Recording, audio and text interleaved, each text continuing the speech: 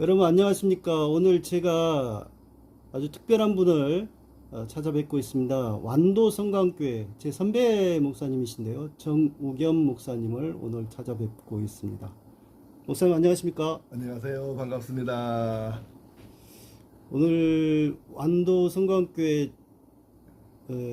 한 2시간 15분 30분 걸려서 찾아왔는데요. 목사님께서 워낙 아주 독특한 목회를 하고 계셔서 제가 좀 여쭤볼 게 많습니다. 평신도 사역자들을 키워내는 교회, 그래서 교회를 통해서 지역사회와 한국사회를 변화시키려고 애를 쓰시는 걸로 알고 있는데, 목사님께서 그러니까 처음부터 좀 이야기를 해볼게요. 1982년도에 책을 보니까 미역 공장을 임대를 해가지고 교회를 개척하셨다고 하더라고요. 당시에 다른 큰 도시들도 많이 있었을 것이고, 그런데 어떻게 보면 좀 외진 이 완도에 그것도 미역 공장을 임대해서 교회를 개척하실 생각을 어떻게 하시게 됐는지 좀 궁금하더라고요. 그랬던 이유가 있을 것 같은데 실은 알고 보면 이유가 허망한 이유입니다. 예. 전도사 시절에 광주에 있으면서 그 남정규 목사님, 이경성 목사님 그런 선배님들 뜸바구니에서 전도사의 감히 주제넘게 그 정치에 깊숙이 좀 발을 들여놓게 됐어요. 예. 이제 선배님들 따라다니다 보니까 자연스럽게 그냥 교회 정치에. 그렇죠. 어. 그렇게 하다 보니까 이제 발을 뺄 수 없는 상황이 된 거예요. 근데 목산수도 받기 전에 어린 녀석이 정치부터 맛을 들인다는 것이 어느 순간에 이게 조금 깨달아지면서 예. 이제 목산수 날짜가 나왔어요. 예. 그래서 겁나더라고요. 아니 목사가 되면은 목회를 해야 될 터인데 이게 정치부터 배워가지고 이거 어떡하나. 그래서 이건 아니겠다 해서 이건 내가 어떻게 좀 이 상황을 좀 모면하고 피해야 되겠다 우선. 예. 그래서 이제 그 의도를 좀 옮겨보자. 일단 피신을 먼저 해야 되니까. 네. 그래서 특별한 건 아니고 우연히, 물론 이제 우연히는 아니고 하나님의 섭리이겠죠. 근데 이제 그 당시 생각은 또 우연일 수도 있는데 뭐 누가 만나자는 연락이 왔어요. 왜 그러냐 그러니까 예. 완도에 지금 교회를 개척하려고 하는 분들이 있는데 적당한 그 목회자를 찾고 있다. 예. 그런데 너도 한번 만나봤으면 한단다. 예. 그렇게 이제 어떤 선배님이 얘기를 하셔서 그래요. 그리고 이제 그냥 한번 나가서 만나본 게 다망해서 예. 그 당시에는 광주 소방서 자리 옆에가 그 버스터미널이었거든요. 구역. 예.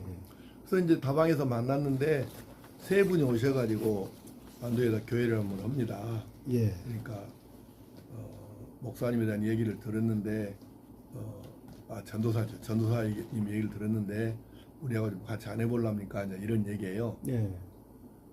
그래서 마치 나는 이제 그 광주를 지금 피해야 될 상황이고, 그래서 특별한 생각보다는 일단 교회를 시작하는 거 한번 해보면 좋겠고, 그 다음에 한 3년에서 5년 정도면 예배당을 건축도 할 수 있겠다 잘만 하면. 예. 그럼 목사들은 건축도 한번 해봐야 되니까, 그래서 그렇고 나서 늦어도 5년 정도 있으면 내가 한번 광주로 다시 와봐야 되겠다 이런 생각을 가지고 완도로 온 거예요.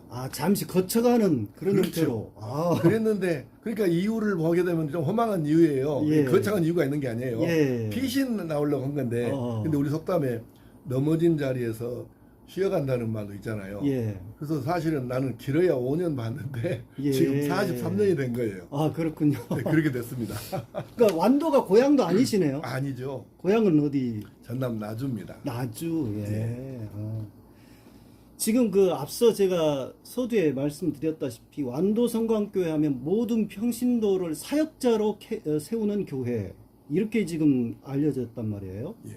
그래서 평신도를 사역자로 세워야 한국교회가 산다. 이게 지금 목사님의 지론이고 목회 철학이라고 걸로 제가 그렇게 보이는데 처음 그런 생각을 갖게 된 어떤 계기나 경험이 어떤 게 있으셨는지 좀 궁금합니다. 예. 저는 모태신앙은 아닙니다. 그런데 제 누님이, 손위의 누님이 제가 젖먹이 때부터 등에 업고 교회를 나가신 거예요. 그러니까 젖먹이 때부터 사실은 교회를 나가게 됐죠. 예. 이제 자기는 아니고 우리 누님 등이 업혀가지고. 예. 그랬는데 그 교회가 모교회가 되었고, 그 교회에서 신앙생활을 이제 그 국민학교, 초등학생, 중학생, 고등학생 이렇게 다니는데, 이제 조금 철이 들어가는 나이였던 중학생, 고등학생 이 시절에 보니까 저희 교회가 우리 어머니뻘 되는 분들이 교회에서 참 분쟁이 많았어요. 좋게 말해서 분쟁이지 막 싸움질이에요. 예. 근데 치고패고는 아닌데 말싸움을 그렇게 하는데, 그러니까 너무 그 싸움이 횟수가 잦았고, 그래서 또 이유를 보면 이제 우리 그러니까 요즘으로 말하면 여전도인데 그 어머니뻘 되는 분들이 주동이 4분이 계셨어요. 근데 이 4분들이 서로 내가 여전도회장을 하고 싶은 거예요. 아. 그런데 시골교회니까 그 당시에 1960년대, 70년대에 진보적인 그런 교회도 없었고, 그래서 우리 교회 전도사님은 그냥 여전도회 하나만 만들어서 이렇게 하게 했는데, 이 4명들이 주동이 되다 보니까 이게 한 사람이 회장이 안 되면 나머지 3사람이 똘똘 뭉쳐갖고 회장을 그냥 박살을 내는 거예요. 아. 그런데 그 시골교회니까 우리는 성가대도 없었고, 교회가 예. 교회학교 교사가 그나마 봉사할 수 있는 이제 그런 그 사역인데, 그래서 이제 여전도회장도 해야 부활절, 성탄절, 여름성경학교 때 이제 밥이라도 해주면서 큰소리 치고 교회 막 주인 노릇하고 하는데 그 자리가 하나밖에 없는 거예요. 아. 그래서 이제 이렇게 막 싸움질을 하고 교회가 엄청 시끄러웠는데, 얼마나 싸움이 많았냐면 내가 친구들을 교회를 데리고 가고 싶은데 예. 이 싸움 때문에 창피해서 교회를 아이고. 못 데리고 가겠는 그런 정도 상황이에요. 예. 근데 이제 그러고 나서 이제 고등학생 되면서, 아니 맨날 교회에서는 사랑은 말로는 잘하는데 왜 저렇게 실제로는 싸움질을 할까, 이게 궁금했는데, 그리고 이제 고등학교를 졸업하고 제가 이제 고향을 떠나게 됐어요. 그래서 쭉 떠나서 직장생활을 하다가 하나님께 제가 이제 돼지게 매를 맞고, 예. 그래서 이제 그 1974년도에 나주역 대합실에서 제가 쓰러져요. 그 많은 사람들이 있는 데서 쓰러져 가지고 왜 쓰러졌냐면 그 엑스폴로 74라고 예. 김중곤 목사님이 예. 하시는 유명한. 예, 그 집회에 참석하기 위해서 제가 거기 중순장으로 참여를 했거든요. 예. 청년 시절이니까. 예. 그래서 나주역에서 서울 가는 표를 예매하기 위해서 나주역 대합실에 왔다가 예. 거기서 통증 때문에 이제 그 대합실 바닥에 쓰러져서 막 대굴대굴 굴른 거예요. 아. 그래서 너무 통증이 심해가지고 뭐 어떻게 해볼 수가 없으니까, 그래서 이제 나중에 그 병원에, 광주 기독병원에 한 달간 입원해서 수술을 하고 이렇게 했는데, 그때 이제 거기서 이제 하나님께서 수술하고 수술한 다음에 과정을 통해서 저희 이 신경과와 정신과 질환이 그렇게 높지 않았어요. 발생되는 율이. 네. 근데 지금 그 챗 GPT한테 지금 물어봐도요, 신경과와 정신과 두 과 질환을 합치면 그 병명이 이게 몇 가지나 되냐 이렇게 물어보면 지금 한 300가지 정도 된다고 나와요. 200가지 훨씬 높습니다. 신경과 정신과 두 과 질환 수가. 그러면 이건 무슨 얘기냐면, 갈수록 이 정신 문명 또는 영적인 이상 문명 이하고 물질 문명이 갈수록 격차가 심해진다는 뜻이에요. 그러면 신경과 정신과 질환 수는 늘어갈 수밖에 없는 거예요. 예. 그러면 국가가 이 300가지가 되는 신경과 정신과 질환들을 무슨 재주로 이걸 다 치유를 합니까? 답이 없어요. 예. 그래서 교회가 영적인 부분은 그래도 교회가 아직은 이 지구상에서 최고니까. 그래서 신경과 정신과 질환 수는 알수록 폭발적으로 늘어날 거고, 그럼 이걸 대비해서 여기에 대해서 치유하는 것을 어떻게 치유하고 어떻게 케어하고 할 건가를 교회가 대비하고 있으면 이걸 먼저 빨리한 쪽이 결국 앞으로는 이쪽을 블루오션이에요. 지금 이거는. 예. 지금 복지기관, 우리 교회도 복지기관 10개가 넘고 우리 교회에서 운영하는 복지기관에서 월급 받는 직원 수가 한 300명 되는데 예. 지금은 이거는 레드오션도 심한 레드오션이에요. 피 터지는 싸움이에요. 지금 이거는. 그런데 지금 방금 말씀드렸던 대로 고령화 사회에 대한 대책, 이 신경과 정신과에 대한 치유 사역 대책, 이것은 블루오션이에요. 먼저 준비하고 치고 나가는 교회가 이제 효과를 얻을 수 있는 거예요. 그리고 지금 한 가지 더 말씀을 드리고 싶으면 모든 목사님들이 내가 신학교 그 장신대부터 박사원에 석사원에 강의를 꽤 많이 나갔는데 계속 강조했거든요. 여러분이 그 목회하고 있는 교회 주변에 그 교회가 있는 지역, 그 동네를 비롯한 주변의 지역에 대해서 정말 조금 알아야 됩니다.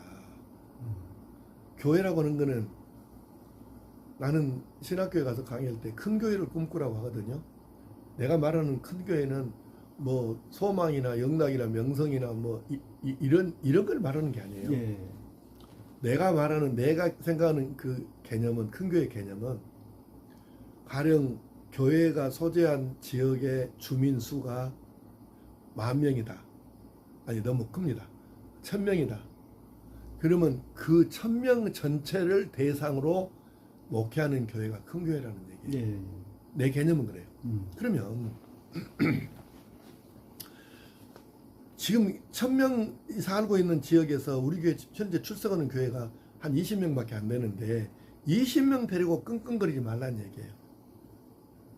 당신이 목사라면 20명 데리고 1년 360을 낑낑대지 말고 1,000명 전체를 대상으로 이 사람들이 잠재적인 우리 교인이다 이렇게 생각하고 이분들을 위해서 뭘 해야 되지? 이분들은 뭐가 아쉬운 분들이지? 이분들에게 뭐가 필요하지?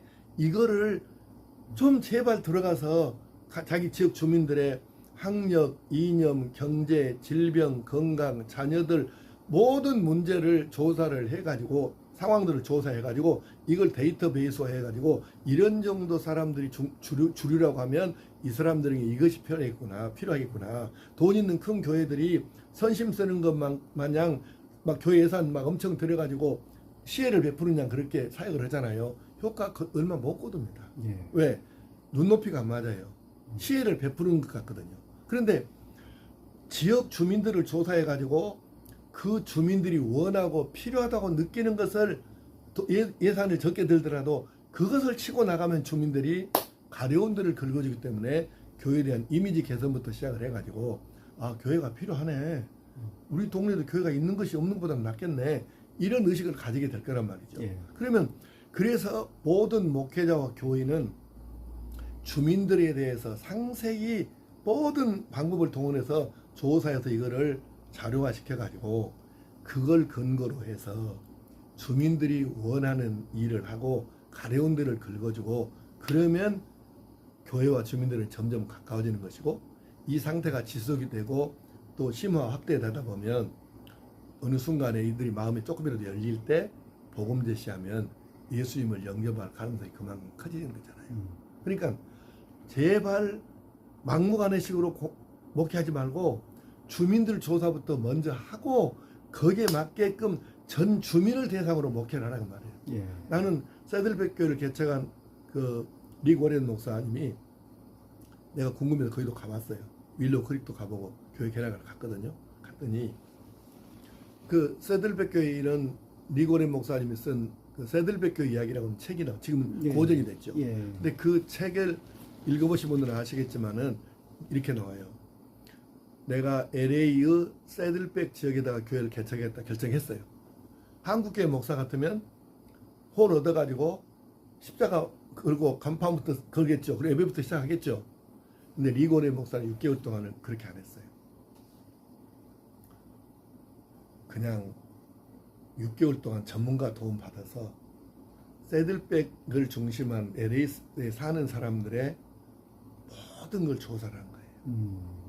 민주당원은 몇 명, 공화당원은 몇 퍼센트, 우리 주민의 10대는 몇 명, 20대는 몇 명, 50대는 몇 명, 70대는 몇 명, 이들의 학력은 어떻고, 경제 수준은 어떻고, 건강 상태는 어떻고, 이 지역에 제일 많은 질병은 무엇이고, 그러니까 이들의 주된 관심사는 무엇이고, LA의 취약점은 무엇이고, 장점은 무엇이고, LA 주민들이 자랑스럽게 생각하는 건 뭐고, 부끄럽게 생각하는 건 뭐고, 하여튼 조사할 수 있는 모든 것을 전문가들 도움 받아갖고 조사를 한 거예요. 그리고 이거를 이제 데이터베이스화 해가지고 여기가 답이 다 들어있는 거예요. 내가 여기서 무슨 프로그램을 해야 되지? 무슨 내가 뭘 지역 주민들을 위해서 해봐야지? 홍보는 어떤 방법이 제일 효과적이겠냐? 이런 거를 다 답이 들어있는 거예요. 그러니까 나는 그 책을 읽으면서 우와, 이건 무시무시한 사람이다. 이게 답이네. 난 그게 바로 느껴지더라고요. 예. 그래서 나는 오늘 한국교회 목사님들에게 다시 한번 부탁하고 싶어요. 지금 새로 나온 얘기가 아니고 이미 30몇 년 전에 40년 됐나? 40년인가 전에 리고렌 목사는 그 시대에도 벌써 이 생각을 해가지고 자료조사부터 시작하고 그러고 나서 개척을 시작을 했는데 제발 목사님들 지역 주민들 조사부터 다시 시작해가지고 주민들을 위해서 잠재적인 교인이다 이분들이 큰 교회를 좀 하시기를 정말 간곡하게 피토오는 심정으로 호소합니다. 지금 하는 방식으로는 안 됩니다. 교회 앞으로는. 이제는 이 주민들이 뭘 원하는가, 뭐가 제일 아쉬운가, 뭘 이분들이 긍지를 느끼는가 이걸 생각하고 그걸 파악해가지고 거기에 맞춰가지고 주민들을 위한 뭔가 프로그램을 작성하고 개발하고 연구했고 해가지고 주민들을 위해서 교회가 나가야 우리가 앞으로 교회 담을 허물고 주민과 교회가 하나 돼갖고 나갈 수 있고 교회 울타리가 넓어지는 거지. 지금 교회 나오는 이 몇 사람만 갖고 아웅다웅 물고 늘어지면 안 된다는 얘기예요. 예. 예, 이 부분을 정말 이것이 나는 시대를 초월해서 어떤 어려움을 돌파할 수 있는 돌파구 중에 하나라고 그렇게 믿고 있습니다. 예. 예, 오늘 목사님 아주 귀한 말씀 감사합니다. 은퇴하셔서까지도 좋은 조언들을 계속 해주시길 바라고요. 예, 건강하시길 바랍니다. 고맙습니다.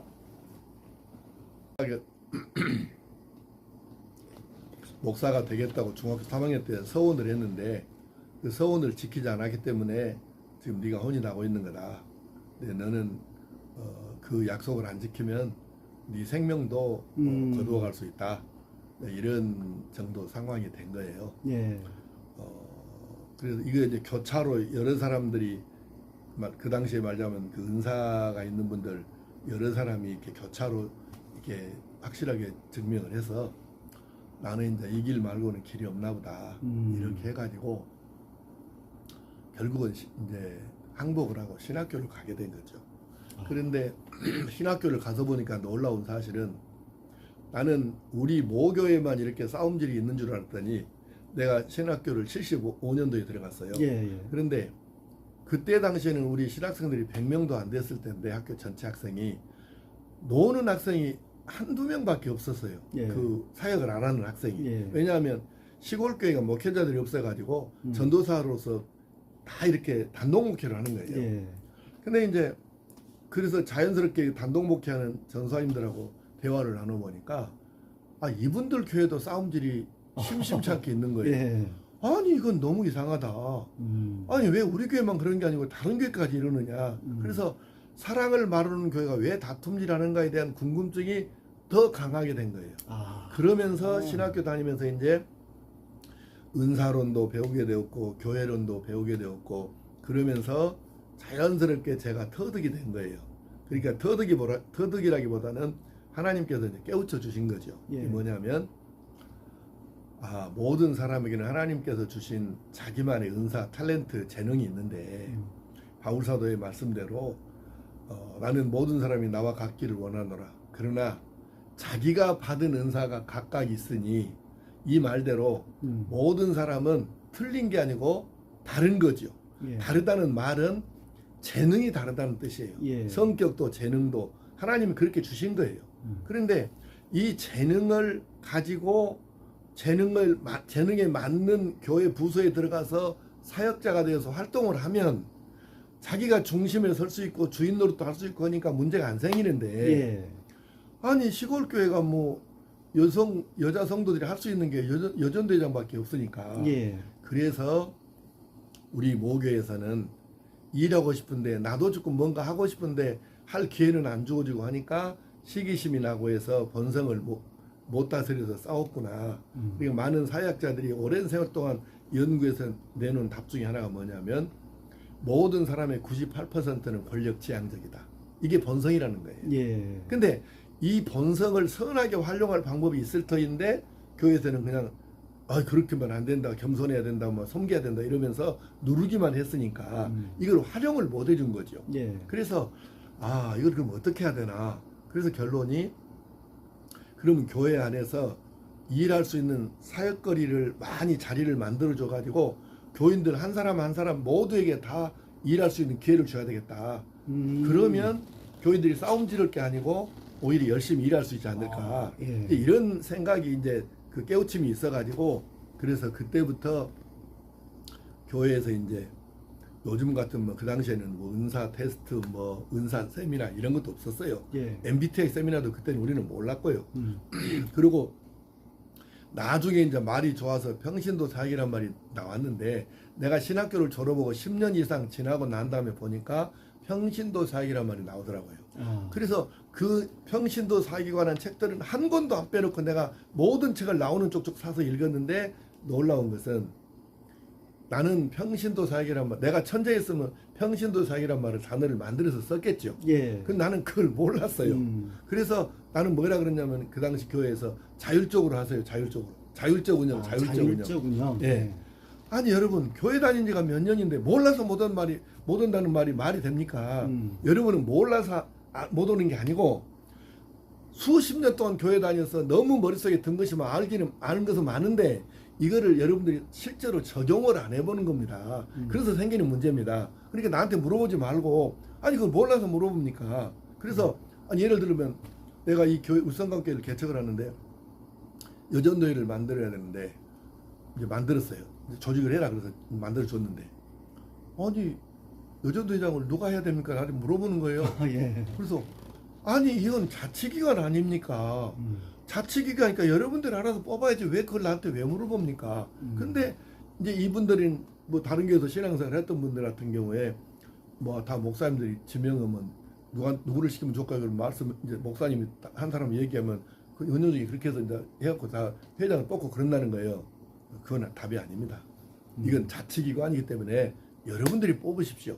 이렇게 하면서 이 일을 시작을 했는데 그래서 이 평신도 사역을 하게 된 동기는 내 모교에서 그런 다툼이 심한 그런 경험이, 아픔을 내가 겪었었고 신학교 가서 전사님들 목회하는 얘기 들어보니까 또 비슷했고 그래서 그 궁금증을 은사론을 접하면서 하나님은 모든 사람에게 단 한 사람도 예외가 없이 은사를 주셨다. 이 은사 재능 탤런트를 찾아서 그것만 활용하면 모든 사람이 훌륭한 사역자 될 수 있고 그러면 교회에서 자기가 중심에 서고 주역이 될 수 있는 거니까 그러면 교회에서 신앙생활을 재밌게 할 수 있을 것이다. 이런 생각이었죠.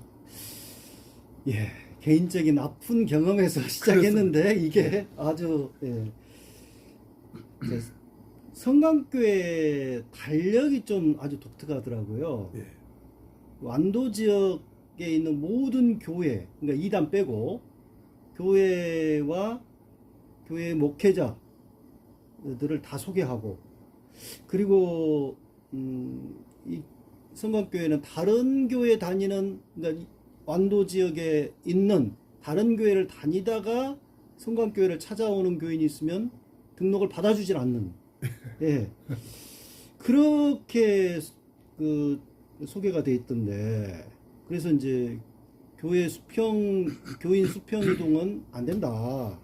이런 그 목사님의 확고한 또 목회 철학이 그렇게 하시는 걸로 보이는데요.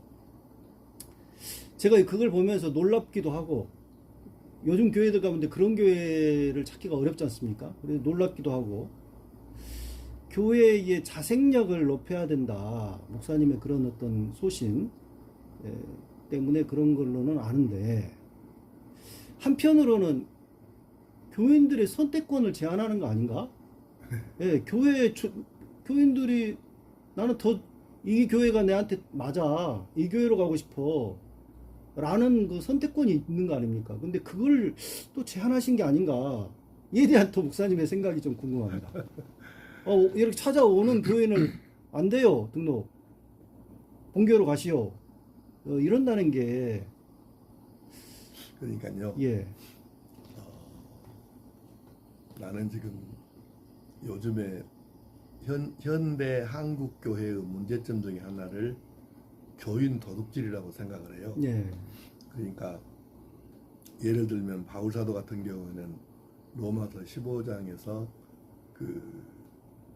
나는 이미 복음이 전해진 곳에는 전해져서 교회가 있는 곳에는 나는 전하지 않겠다. 예, 이런 원칙을 얘기하셨는데, 그러니까 바울 사도는 진정한 그리스도인이고 예수님의 좋은 제자이고, 그래서 신사가 된 거죠. 복음의 신사. 예, 아니 이미 교회가 있는 곳을 왜 갑니까? 없는 그 바울 사도 시대를 기준으로 하자면 지금 교회가 없는 그 지중해 그러니까 인접해 있는 그 세 대륙 있죠. 북쪽에는 유럽, 동쪽에는 아시아, 남쪽에는 아프리카 세 대륙을 지금 바울 사도가 순회하면서 복음을 전하는데, 지금 십자가 없고 예수 없고 예수를 한 번도 들어보지 못한 사람들이 어마무시하게 많이 있는데, 예수 한 번도 못 들어본 지역에 가서 예수를 전해서 교회 세우는 것도 시간이 부족한데, 예, 이미 교회가 있는 곳에 왜 가냐 그 말이에요. 이게 지금 바울 사도의 원칙이었지 않습니까? 예, 예. 그러면 오늘 우리들이 결국은 예수 이름을 듣지 못한, 또는 들어봤어도 아직 예수를 영접하지 아니한 이런 사람들에게 복음을 전하는 게 정상이겠구나, 이런 생각을 해야 되는데, 예, 오늘날 도시교회에서 수평이동을 통해서 또는 그 시골에서 농어촌 산촌 지역에서 도회지로 나와가지고 이제 교회를 나온 그래서 교회가 커진 교회들인데, 도회지교회가 이 수평이동에서 자유로운 교회가 어디가 있겠습니까? 그렇죠. 우리는 1982년도 교회 개척할 때 그때 그 원칙을 적용을 한 거예요. 43년 됐죠. 예. 근데 몇 년 전에 서울에 교회 이름을 말해서 그렇긴 합니다만은, 이동훈 목사님 은퇴하기 직전에 우리 지구촌교회도 앞으로는 이제부터는 수평이동을 안 받겠습니다. 이렇게 발표하니까 막 TV에 신문에 막 라디오에 보도하고 막 상당히 그 굉장한 뭐 뉴스거리가 되더라고요. 예. 근데 장로의 신학대학교 교수님들을 비롯해서 여러분들이 완도는 그 성광교회는 40 몇 년 전에 구했는데 그거 조용하더니 왜 여기는 이렇게 뉴스가 되지? 예. 네, 이런 얘기를 들었는데, 예, 예. 그래서 저는 수평이동을 이명증서도 없이 그냥 받는 거는 나는 교인 도둑질이라고 봐요. 바울사도 원칙에 아주 어긋난다고 생각합니다. 그래서 그건 맞지 않고, 저도 등록을 받기는 해요. 어느 게 맞냐면 완도읍이 아닌 예. 다른 지역에 살다가 완도읍으로 이사를 왔던 분들은 등록 받죠. 그분들은 받아요. 예. 모든 교인을 다 받는 게 아니고 완도읍에 있는 다른 교회를 다니던 분들만 등록을 안 받는 거예요. 그리고 교회 선택권의 문제는 우리 교회만 안 받는 거지, 우리 교회 말고 다른 교회는 다 오면 받잖아요. 예. 그러니까 선택권을 제한하는 것도 아니에요. 우리 교회만 말고 나머지는 하나 더 가고 싶은데 우리 교회만 안 오면 되는 거예요. 예. 그러니까 뭐 그게 문제될 일은 없다고 봅니다. 성관이 마음에 드는데. 그렇습니다. 목사님은 아까 전도사 시절 때 교회 정치를 좀 알게 됐다, 그런 이야기를 잠깐 하셨는데, 목사님께서 그 민주화 운동 또 인권 운동에 관심을 갖고 참여하셨던 걸로 알고 있어요. 목사님 그 학교 다닐 때, 신학교 다닐 때가 참 엄혹했던 시절이고 그랬습니다만은, 특별히 그 당시에 기억나는 일화나 이런 게 있다면 좀. 이제 신학교 제가 이제 광주에서 호남신학교를 다녔는데 그때는 그 4년제 학력 인정을 주는 각종 학교였습니다. 예. 정식 학사가 아니고 학력만 인정받는 예, 그런 그렇죠. 학교였는데 예. 거기를 다니는데 제가 이제 그 당시에는 광주 시내에 있는 뭐 음악회, 전시회, 발표회 뭐 이런 거를 안 빠지고 다닐 정도로 그러니까 좀 좋은 말로 하면은 문화활동이고 좀 일반 세상 말로 하면은 그냥 한량같이 그렇게 살았던 거죠. 예. 근데 그래서 이제 그 당시에 학문활동도 좀 하기 위해서 제가 목진회라고 하는 호남신학교 최초의 이념 동아리를 만들었어요. 목진회. 예. 어떤 의미인가요? 예, 눈목자, 나갈진자, 그래 앞을 바라보고 나가는 좀 미래지향적인 신학생들이 돼보자는 그런 예. 의미로 했는 건데 그래서 내 1년 선배인 조남규, 이윤흥 목사님 다 이제 1년 선배 전사님들이죠. 그분들하고 이렇게 했었고 그리고 또 제가 선배님들 몇 분을 또 이렇게 설득을 해가지고 이제 호남신학교를 졸업한 분들하고 재학생 몇 명하고 이렇게 해가지고 호남학회라고 하는 학회를 만들었어요. 그래서 이제 지금은 다 없어졌습니다만은 명맥을 잊지 못했는데 그래서 그 목진회하고 호남학회를 통해서 나름대로 이제 요즘 그 독서 클럽 그 당시에 예. 그런 비슷한 거였어요. 왜냐하면 예. 특별히 그 당시에 이념이랄 만한 게 거의 없었거든요. 예. 그렇게 해서 이제 발표회도 하고 이렇게 활동을 하다가 이제 그리고 졸업을 했는데 제가 75학번이니까 78년도에 4학년이었고 79년에 졸업을 했죠. 예. 1월에. 예. 근데 제가 1년 쉬고 80년도에 이제 그 서울에 이제 장신 모견을 다닌 거예요. 예. 그런데 이제 놀라운 게 사실은 그 전까지는 제가 부르주아 쪽이었어요. 광주항쟁이 일어나기 전에는. 예. 그러니까 그때 광주항쟁이 이제 터졌는데 와 이거는 너무 웃기는 거예요. 그 이제 최악의 상황 때 제가 5월 21일에 예. 광주를 빠져나왔거든요. 아, 광주에 계셨어요, 그때? 그렇죠. 그러니까 가보셨네요. 내가 예.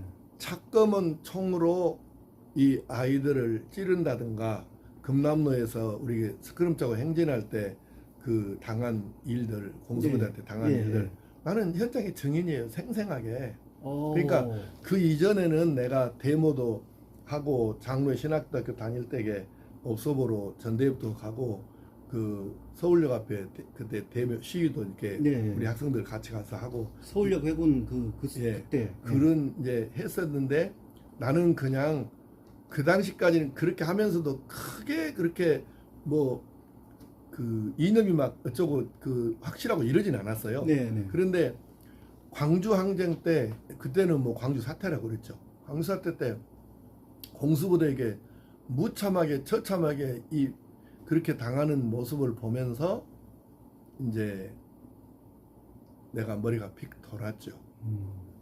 내가 그동안에 즐기고 살았던 책이다, 그림이다, 음악이다, 뭐 서예다 이런 거는 도대체 이 수많은 사람들이 죽어가는 이 상황에서 이제 어디다 써먹을 건가 그거를 예. 아무 쪽에도 쓸모가 없더라고 그게. 근데 오히려 이제 금남로에서 그 실탄 사격하기 전에 그 이제 주로 보도블록 빼갖고 바닥에 예. 내리쳐서 예. 그 돌로 이렇게 던지고 투석을 예. 했잖아요. 예. 근데 그 막 이제 그 5.18 직전까지 어떤 놀라운 상황이 있었냐면 광주에서 이제 그 금남로에서 주로 광주는 금남로가 이제 데모 장소였는데 시위 장소였는데 그거 보니까 그 금남로에서 한 직선거리로 말하면은 한 300~400m 떨어져 있는 충금동이라는 지역이 있어요. 광주천 예. 옆인데 그쪽에 그 말하자면 사창가라고 해야 되나 유흥가라고 해야 되나요? 그 몸 파는 여성들이 있었다고. 예. 근데 세상에 그 상황이 되니까 이제 금남로에서 시위하던 뭐 학생들 사람들이 다 도망가는데 마지막까지 끝까지 안 도망가고 공수부대가 와서 그 방망이로 내리치는 상황에서도 그래도 끝까지 사실은 그 치마에다가 이렇게 보도블을 깨가지고 치마에다 담아요. 예. 그리고 치마를 들면 이게 팬티가 보여요. 속옷이 보여요. 예. 그런데 그런 상황에도 안 도망가고 마지막까지 치마에다가 돌 깨갖고 와서 시위원 우리들한테 돌 운반해 주는 사람들이 바로 그 여성들이었어요. 나는 내가 현장의 증인이에요. 예. 그러니까 그런 모습들을 보면서 내가 그동안 즐기고 살았던 뭐 어떤 그 뭐 예술적인 그런 것들은 아무짝에 쓸모, 오히려 저 사람들이 무시하고 막 이렇게 그 하대했던 그 여성들이 오히려 더 이런 데는 더 민감하고 유능했구나. 네. 그거를 이제 보면서 사실은 그때부터 내가 그 커피를 끊었어요. 하루에 커피를 10잔 이상 내가 마시던 사람이거든요. 예. 그래서 이 다국적 기업의 상징이라든가 예. 하여튼 그 약소국들 수타르는 뭐 대표적인 그런 것이어서 이제 그래서 상징적으로 커피를 끊었고, 그리고 이제 그 좋아하던 것들 사실은 내가 광주항쟁 때문에 광주에서 그 당시에 내가 즐겼던 것들 예. 음악회, 뭐 미술 전람회, 발표회, 뭐 전시회 이런 거 내가 다 끊었어요. 그게 나쁘거나 죄는 아니지만 예. 부르주아적이다. 그리고 내가 조금 더 머리부 이름보다는 나 개인을 위한보다는 조금 더 실천적인 쪽으로 내가 가야 되겠구나. 이래서 이제 이념이 조금씩 정립이 됐던 거고, 그리고 이제 사실은 이념 학습도 조금 했죠, 그 당시에. 예. 그렇게 했었는데, 그래서 광주에서 그 광주항쟁 이제 일어났고, 그때 내가 이제 이렇게 완전히 그 유턴을 해서 이제 코페르니쿠스적 변환이, 사고의 전환이 일어났고, 예. 그래서 이제 그 80년도에 그 서울에서 장신대 다니면서 거기에서 그 장로 신학대학교 최초의 시국성명서를 내가 작성해서 냈던 거고, 그리고 이제 5.18에 대한 거였습니까? 아니면 사회 전반이었죠. 그때 당시 네, 그러니까 그리고 또 이제 5.18에 대한 것도 5.18 그때는 광주 항쟁이란 말이 없었어요. 예. 내가 80년도에 이제 휴교령 내린 다음에 이제 계약을 한 거예요, 다시. 예. 그때 내가 장로신학대학교에서 광주 사태 보고회를 연 장본인이에요. 그래서 이제 그 이런 일들 뭐 성명서 내고 집회하고 굉장히 그때 당시에는 위험한 행동을 그렇죠. 했어요. 그래가지고 이제 종로 뭐 이렇게 나가서 시위하고 참가하고 그랬을 때 그때 같이 했었던 이제 신대원 다니던 이금복 목사를 비롯해서 이제 이분들이 영향을 좀 받았고, 내가 졸업한 뒤로 그래서 이제 결국 현신이라는 게 현대신학 연구회가 그래서 생긴 거죠. 그러니까 이제 그래서 장신대에다가 운동권을 최초로 도입한 사람이 이제 아까 내가 된 거죠. 예. 아주 그렇게 됐습니다. 그 진행 상황이. 그 자세한 이야기는 다음에 또 좀 여쭤봐야 될 것 같고. 진짜 옛날 얘기네요. 예. 지금 이제 다시 좀 교회로 돌아와서 예. 평신도 사역자로 세우기 위해서 이 완도 성광교회가 하는 걸 보니까 상당히 체계적이고 강도 높은 평신도, 그러니까 피택받은 그 집사, 장로, 안수집사 뭐 이런 분들, 이분들에 대해서 깜짝 놀랐습니다. 제가 너무 이건 심한 거 아닌가? 라는 생각이 들 정도로 18개월 동안 10가지 훈련을 받는다.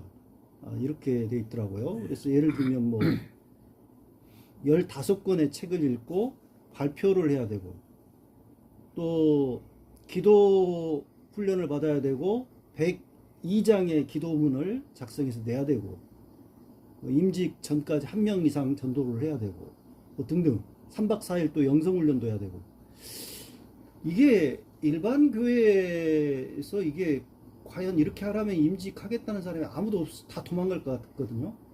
이게 어떻게 가능합니까? 이런 복잡한 그 과정 훈련을 요구를 하는데도 다 통과를 해가지고 여기서는 안수집사도 되고 권사도 되고 다 그랬다는 거 아닙니까 지금? 어떻게 이게 가능하죠? 그 점도 고민이 많았어요. 예를 들면 뭐 이제 기도문 그 102장 나왔는데 예. 그 되게 뭐 장로 권사 안수집사들 어디 가가지고 누군가가 그 권사님 기도하세요 이러면 나 못합니다 막 이래 손사래를 치고 예. 막 이러는 걸 한두 번 본 게 아니고 너무 많이 봐놔서 아. 아니 장로 권사 집사가 왜 기도를 하는데 저렇게 못한다고 하냐 이런 생각이 있어서 이건 아니다. 그래서 뭐 예를 들면 이혼 직전에 있는 가정에 신방 갔을 때 거기에서 드리는 기도, 네. 뭐 교통사고 후 응급실에서 지금 기다리고 있는 성도를 위한 기도, 이런 식으로 아주 상황에 좀 복잡한 상황만 제목을 한 102개를 내가 빼내가지고 그다음 그 전에 이제 항존직분자 훈련을 계속 하는데 교육받을 때 기도는 이렇게 하는 것입니다. 기도 훈련을 내가 시켜요. 네. 이 이론에 의해서 102장의 기도문을 써서 내십시오. 102개 기도 제목을 주는 거예요. 네. 이 제목 하나에 A4용지 한 장입니다. 그래서 기도 배운 이론에 의해서 이 기도를 써내세요. 물론 거기에는 주일 낮 예배에서 하는 기도, 저녁 예배, 수요 예배, 뭐 금요 심야 기도회, 구역 예배 등등 모든 이제 교회 공적인 기도 순서도 들어있고 아주 상황이 복잡하고 일반적으로 예측이 쉽지 않은 그런 제목도 있는데 이론에 의해서 그 기도문을 102장을 써서 실제로 내면 웬만한 데 가가지고는 나 기도 못합니다 이런 소리를 거의 안 하게 되고요. 예. 그 다음에 이제 적어도 그래도 장로 권사 정도 되면 한국교회에서는 그런 대로 어떤 그 리더 위치 이런 건데 말을 하는 것이나 교회 안에서나 교회 밖에서 하는 일들이 너무 좀 무지하다든가 그냥 무조건 믿습니다 식의 이거는 좀 너무 아닌 것 같다. 그리고 세상에 예수 믿지 않는 사람들을 만나서 대화를 하더라도 조금 그래도 약간의 나름대로 최소한의 어떤 지켜야 될 그 선이라든가 이런 상식적인 선은 좀 알게 해줘야 되겠다. 네. 그래서 그렇게 어렵지 않은 책들로 해서 15권을 선정을 해가지고 장로는 이제 다르고 안수사와 권사는 같아요. 근데 두 군데로 책을 나눠가지고 책을 정해서 한 달에 한 권씩 이렇게 읽고 발표하고 그 요약한 거를 이제 제출하고 이렇게 합니다. 그래서 가령 교회사도 거기에 들어있고, 예. 그리고 그 설교학도 그다 넣어줘요. 예. 그렇게 이런 식으로 해가지고 이분들이 써서 내야 될 것 중에 내가 목사라면 나는 이렇게 성광교회 목사를 해보겠습니다. 그것도 써서 내야 되는 거거든요. 예.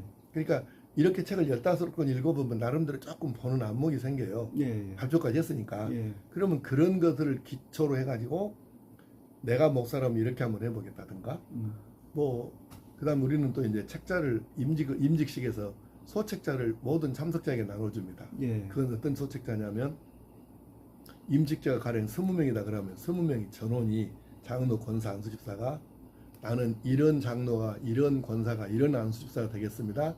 이거를 써서 내는 거예요. 그거를 이제 소책자로 만들어서 그날 모든 사람에게 나눠지는 거예요. 예. 그러니까 이런 식으로 영성훈련도 해야 되고 또 그러니까 하여튼 교회에서 실제적으로 리더가 제목만 가지고 있는 게 아니고 실제로 교회에서 일을 하는 일꾼, 사역자란 말이 일꾼이잖아요. 우리말로면. 그렇죠. 예, 예. 그러니까 진짜 일꾼으로 사역하게 하기 위해서 이런 훈련이 필요하다. 그런데 너무 많은 교회가 목회자들이 그 항존직분자 뽑아놓고 교육 훈련을 제대로 못하는 거예요. 예. 강도 높게 훈련을 시켜가지고 이때 말하자면은 집어넣어줘야 될 걸 제대로 집어넣어줘야 되고 여기 이걸 이수를 못하면 임직을 아예 못하게 하는 거예요. 우리는 그 교육 이수 시간에 10분의 1 이상 결석하면 임직 못하거든요.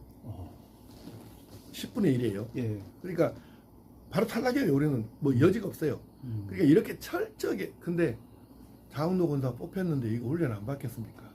예. 이렇게 좋은 기회가 어디 있어요? 임직해버리면 교육할 기회가 거의 없어요. 음. 근데 임직하기 전에 이걸 안 할 수가 없는 거, 참석 안 할 수가 없는 거잖아요. 예. 그래서 이때에 하고 싶은 또는 필수적으로 해야 될 교육들을 빠짐없이 1년 반 동안 하는 거죠. 그렇게 해서 최소한의 어떤 규격이라도 물론 이렇게 한다 해서 모든 사람이 다 좋은 일꾼 되는 건 아니겠지만 예. 그래도 최소한의 어떤 규격 안에라도 들어오게 만들어보자 이런 취지로 아. 그렇게 했는데 현재까지는 우리는 잘 되고 있습니다. 예, 예. 또 한 가지 제가 놀랬던 게 매주 성감교회는 48쪽짜리 주보가 나온다. 예.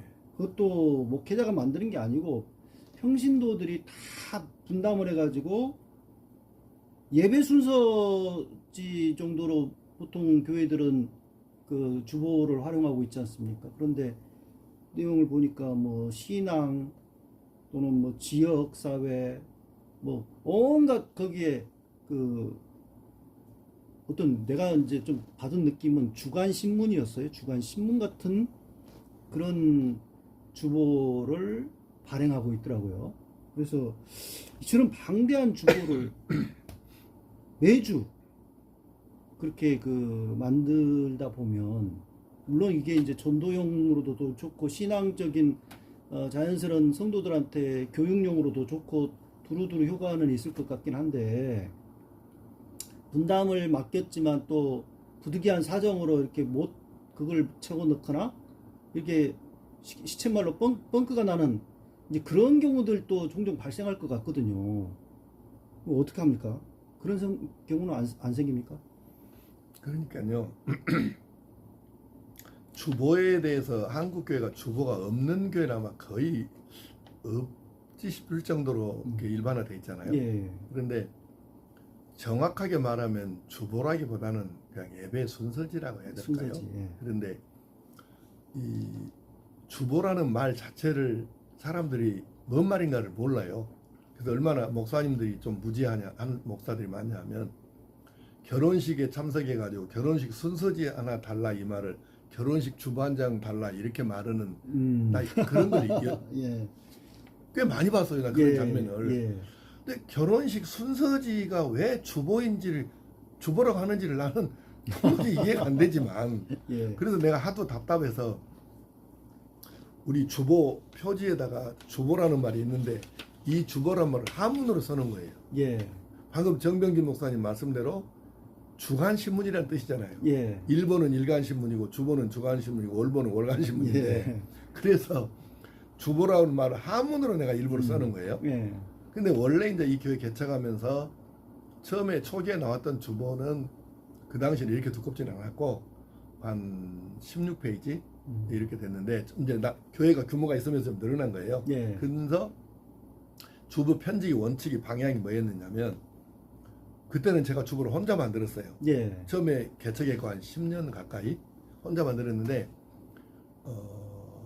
이건 우리 교회의 주간신문이기 때문에 우리 성도들이 일주일 동안 이거 하나만 가지고도 신앙생활 하는 데는 필요한 거는 채워주는 정도로 그런 원칙을 갖고 한 주보를 만들어보자. 예. 이랬던 거예요. 예. 그래서 예를 들면 뭐 신앙 상식도 들어가고 지구촌 미전도 종족에 대한 이야기도 들어가고 그다음에 우리가 실제 삶에 필요한 생활의 지혜 같은 것도 들어가고 구역 예배 들어가고 그다음에 가정 예배를 읽으면 한 3분에서 5분 정도 걸리는 매일 가정 예배 자료를 거기다가 또 넣고 그리고 이제 대개 교회들에서 없는 그 우리 고장 바로 알기라는 그 페이지가 있어요. 예. 이거는 적어도 우리가 완도에서 전도하고 완도에서 발을 딛고 살고 이렇게 교회를 하고 있는데 완도가 어떤 지역인지를 모르고서야 어떻게 우리가 완도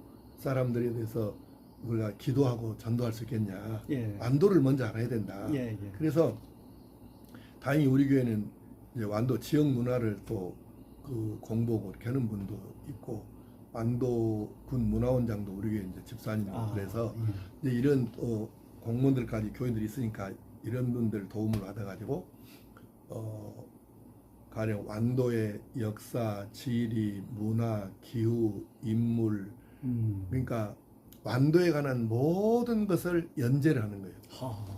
지금까지 여기 지금 40년 가까이 이걸 연재를 하는 거예요. 예. 이제 물론 필자가 이제 바꿔가면서. 예. 그러니까 이걸 읽어보면은 계속 안 놓치고 읽기만 하면은 완도에 대한 거는 선수가 되는 거예요. 저절로 그냥 상식이 풍부해지겠습니다. 그렇죠. 예, 아, 세상에 우리 지역이 이렇게 되는구나. 음. 우리 완도가 언제부터 사람이 들어와서 살기를 시작을 했고 언제 완도가 군이 되었고 이런 것이 이제 전부가 나오는 거예요. 완도 인물도 나오고 그러니까 여기에 대해서 그 일반인들 오히려 이걸 우리 주보를 갖다가 지역에 대한 공부를 하는 사람이 있을 만큼 그렇게 되는 거죠.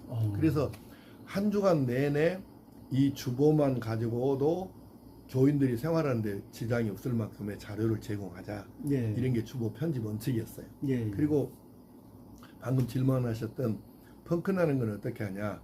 그거는 이제 그러니까 48쪽짜리 주보를 만들려면은 이게 우리가 어떻게 하냐면 자기가 잘할 수 있는 것을 한 페이지만 맞는 거예요. 예. 편집위원들이. 예.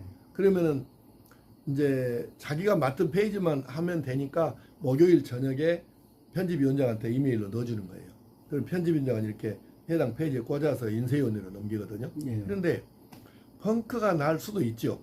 근데 이제 예를 들어서 휴가를 간다 그러면 2주나 3주 거를 먼저 편집위원장한테 보내고 가기도 하고 갑자기 사고가 나서 못 한다 그러면 이제 주보 후보위원들이 있어요.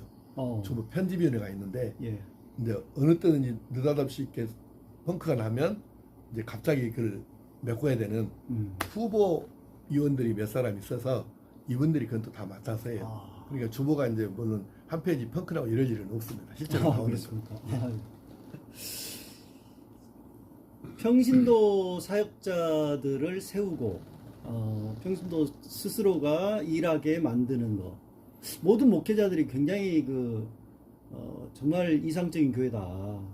다들 그렇게 칭송할 만도 하고 또 이 성광교회 사례를 선교적 교회 해가지고 선교학자들 또 와서 세미나도 하고 연구도 하는 논문을 발표하고 석사 논문들도 막 나오고 그런 걸로 알고 있습니다. 그런데 제가 한편으로 이 교회는 800개의 무려 위원회가 굴러가고 평신도 심지어 새신자들까지도 뭔가를 일하게 만드는 이제 그런 교회인데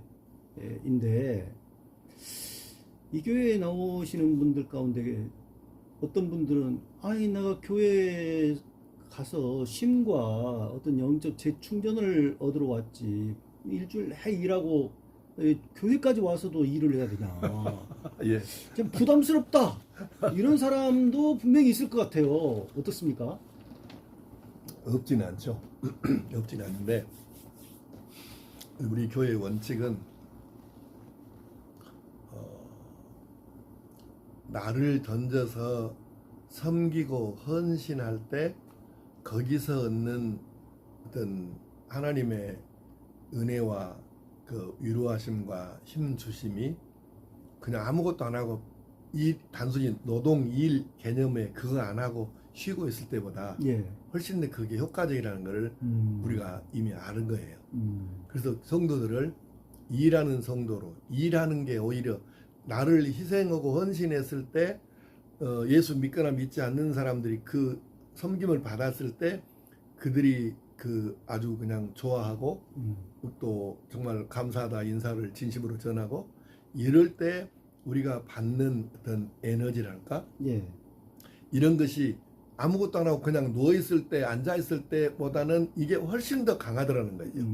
그런 건 우리는 이미 체험을 했기 때문에 성도들에게 자신감 있게 이거를 권하는 거고 그래서 우리 교회는 교회 안 실업자 없애기 운동을 해요. 교회 안 실업자. 예배는 드리고 교회는 왔다 갔다 하는데 교회에서 실제로 내가 맡아 사는 일이 아무것도 없다. 그러면 실업자잖아요. 그래서 우리는 실업자는 필요 없다. 그래서 우리 나는 교회에서 그 예배만 참석하고 복 받는 일에만 관심 있고 다른 건 아무것도 관심이 없다, 일 안 하겠다, 다른 교회 가세요. 우리 교회는 그런 사람들 대접 못 받습니다. 예. 그러니까 아니 여러분, 우리 교회에서 이렇게 천대받지 말고 몸만 나와줘도 고맙게 여기는 교회 가갖고 대접받고 다니세요. 그 교회 가세요. 그 말씀을 너무 강조해갖고 어떤 장로님 시험 들 뻔했다고. 그렇습니다.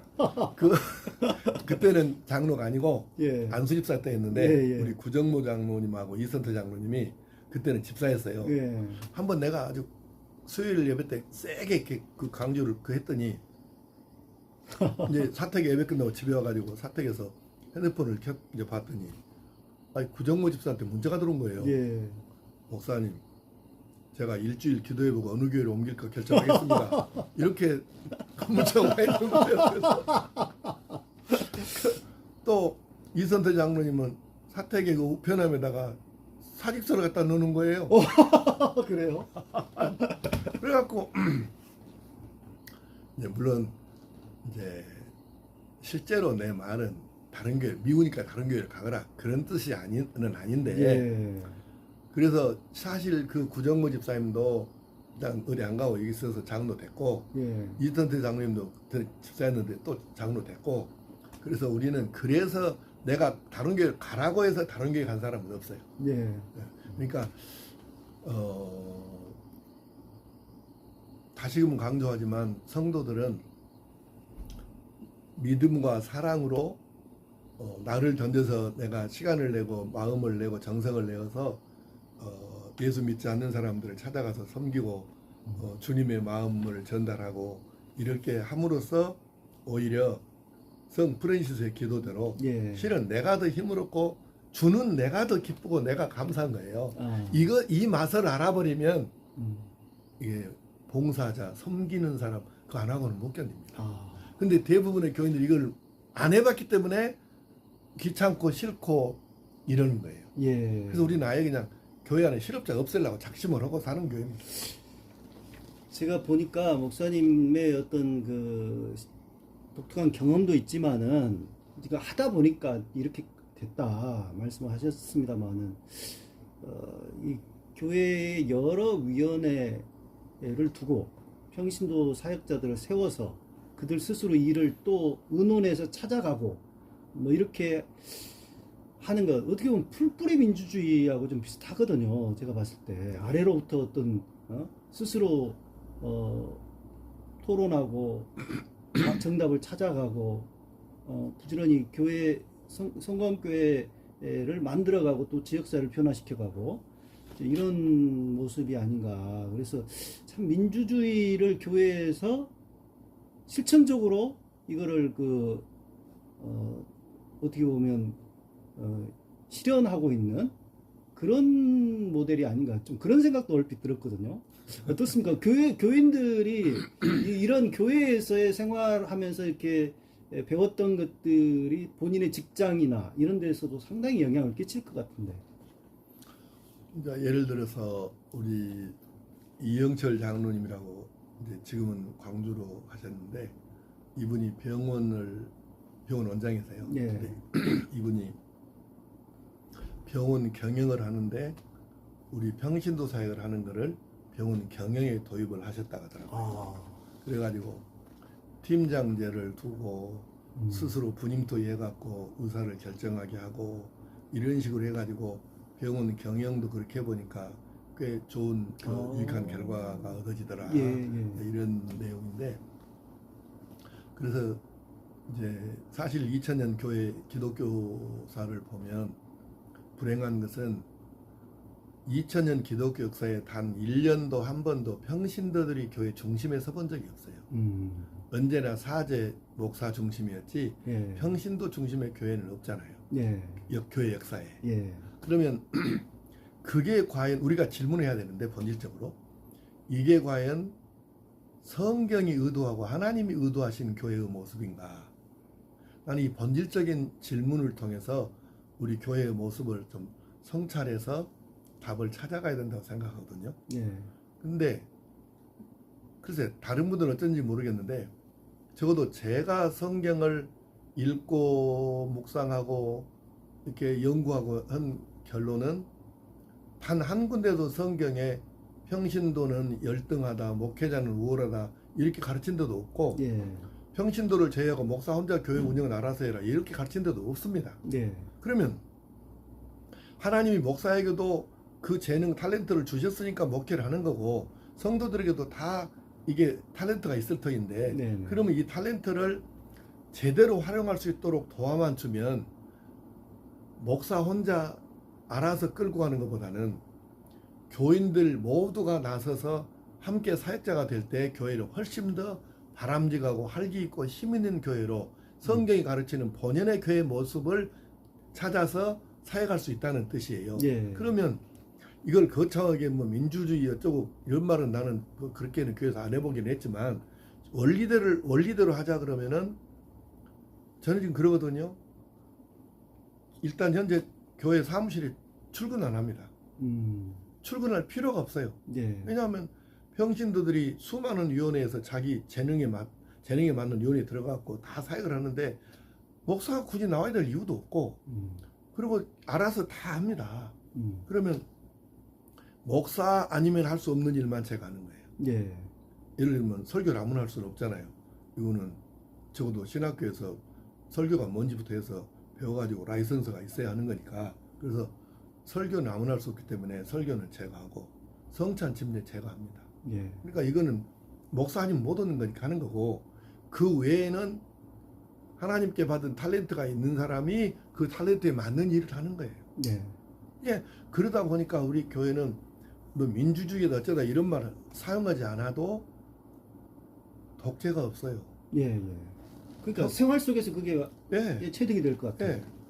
아니 뭐 굳이 목사가 사무실 출근도 안 하고 우리는 선임 부목사님이 사무실 운영을 알아서 해요. 예. 그러니까 뭐 교인들이 자기 맡은 일을 열심히 하다 보니까 목사가 굳이 나와야 될 이유도 없는 거고 그러니까 우리 교회 성도들은 모두가 다 자기가 교회 중심에 서갖고 주연배우 역할을 하는 거예요. 예. 그러니까 그래서 다른 교회보다 우리 교회 성도들이 교회를 사랑하는 마음이 강하고 그리고 충성도도 아주 높습니다. 예. 그리고 목사가 이렇게 교인들을 인정을 해주고 그저 내가 하는 역할은 뭐냐면은 이렇게 탤런트 우리가 그 MBTI 세미나하고 은사 세미나를 두 가지를 교회에서 정기적으로 해요. 네네. 자기 그 MBTI 고유의 성격 유형이 뭔지 발견하고 그리고 성경적 은사 분류법으로 본 내 은사 탤런트는 뭔가 찾아가지고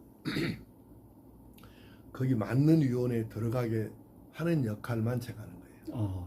그리고 나는 나머지는 잘 한다고 열심히 하시라고 그 정도면 잘하지 뭘 얼마나 더 하려고 그래요 이러면서 격려해주면 나머지는 성도들이 다 합니다. 예. 그럼 모두가 다 중심에 서서 이렇게 사역을 하니까 아주 그렇게 믿어주니까 대부분 한국교회 목사님들이 평신도 사역 하고는 싶은데 내가 다 고난을 넘겨버리면 내가 이거 공중에 떠버리는 것 아니냐 예. 이런 두려움 때문에 못하는 분들이 많다 하더라고요. 예. 근데 정반대예요. 이렇게 내가 맡겨주니까 우리 교인들이 목사에 대한 신뢰가 아주 굉장합니다. 예. 그래서 아마 대한민국에서 나만큼 나는 권위주의는 없는데 나같이 권위 있게 목회하는 목사가 절대 없지는 않겠죠. 그러나 많지는 않을 거라고 봐요. 예. 우리 교인들이 아주 목사를 신뢰하고 권위를 인정해 줍니다. 예. 왜? 자기들을 그만큼 밀어주고 막 맡겨주고 이렇게 하니까. 예. 그래서 이렇게 하면 목회가 훨씬 더 참 잘 됐고 이렇게 목사도 보람 있고 교회도 이렇게 성숙과 성장을 같이 할 수 있는데 네네. 참 너무 안타깝다 이런 생각을 하는 것이죠.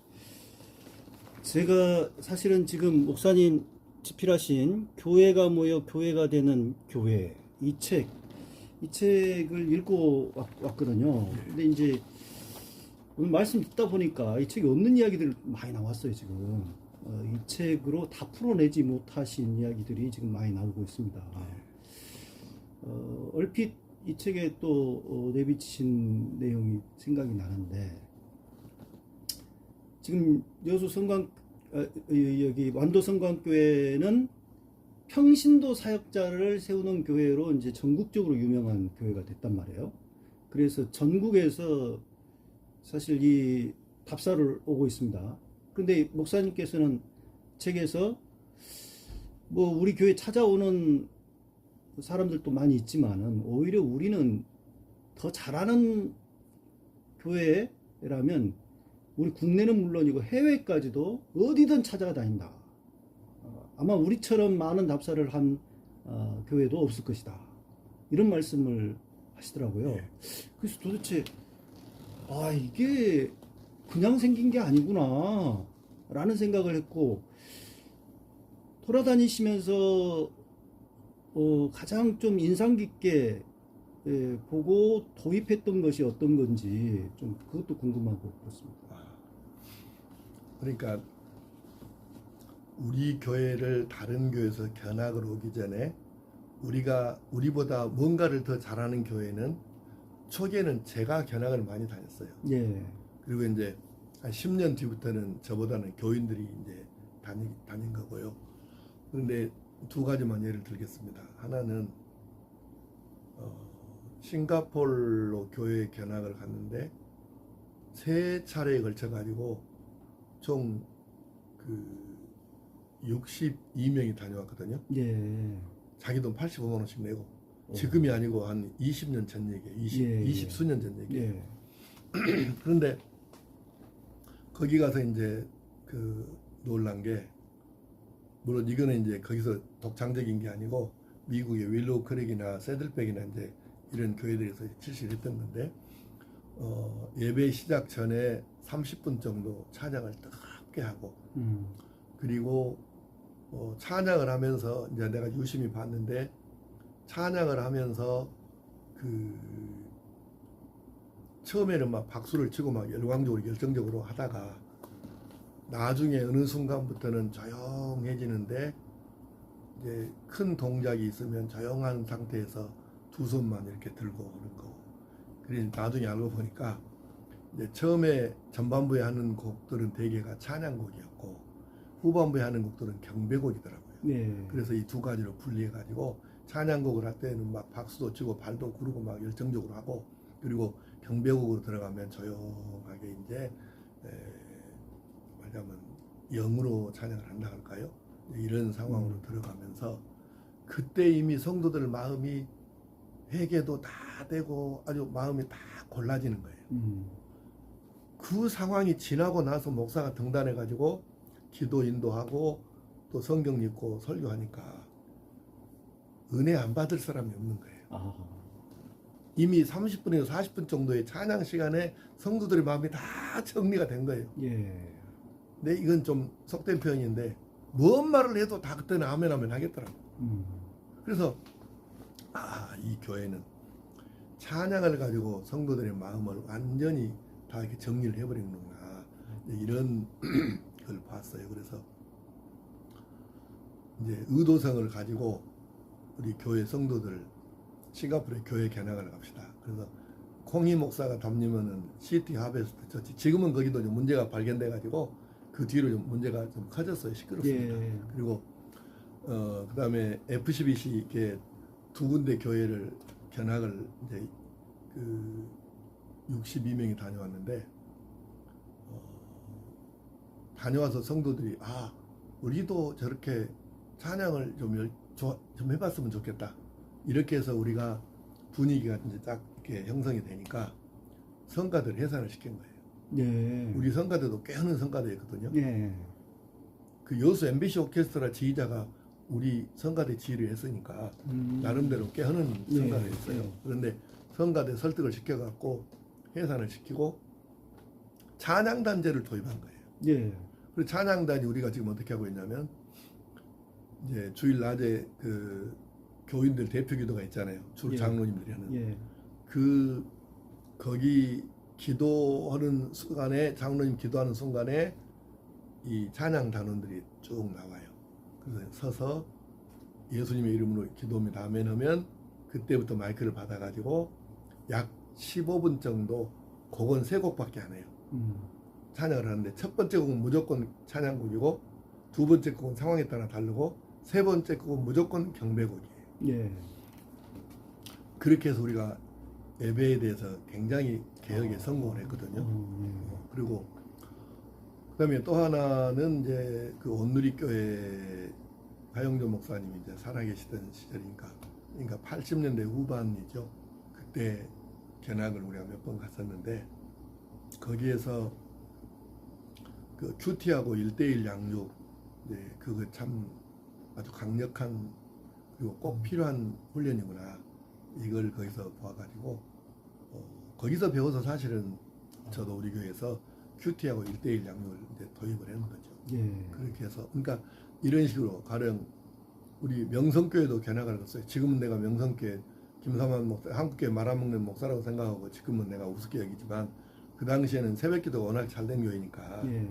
교회는 기도는 강력한 성령의 역사가 있어야 또 교회가 되는 것이기 때문에, 이제 새벽기도 그렇게 잘하는데 뭐가 있겠지, 한번 가보자. 그래서 나도 가보고 우리 교인들도 견학을 간 거죠.